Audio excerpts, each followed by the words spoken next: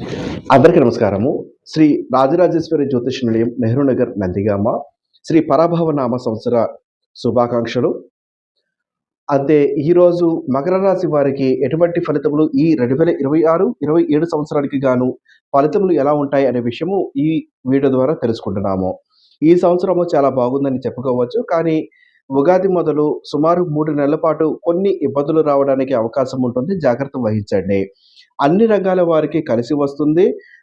విద్యార్థులకు వారి కష్టము ఫలిస్తుంది. గృహలాభము ఉంటుంది. పెట్టుబడులు తిరిగి వస్తాయి.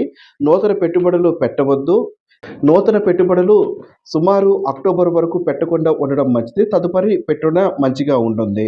నవంబర్ తర్వాత ధన విషయంలో బాగా ఉన్న ఆరోగ్య విషయంలో కొన్ని జాగ్రత్తలు తీసుకోవాల్సినటువంటి అవసరం ఉంటుంది.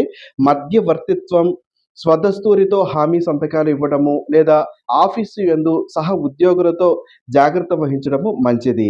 రాజకీయంలో వారికి వారి పదవి కాపాడుకోవడానికి ఎక్కువగా కష్టపడాలి.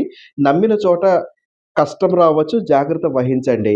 25 సంవత్సరాలు లేదా 45 సంవత్సరాల మధ్య వారికి వాహన ప్రమాదాలు జరగడానికి అవకాశం ఉంటుంది.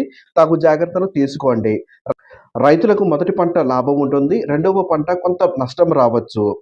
విద్యార్థులు ఉన్నత విద్యకై అంటే ఐఏఎస్, ఐపీఎస్, గ్రూప్ ఎగ్జామ్స్ అంటాము కదా! అట్టి విషయాలలో ఓర్పు, సహనము పెంచుకోవాలి.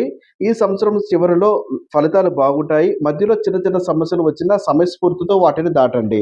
తుది ఫలితంగా నామనక్షత్రం వారికి 60% గాను, జాతక ప్రకారం వారికి 50% ఈ సంవత్సరము ఫలితములు అందుతున్నాయి. కష్టపడండి, మంచి ఫలితములు అందుతాయి. తదుపరి వీడియోలో కుంభరాశి గురించి తెలుసుకుందాము.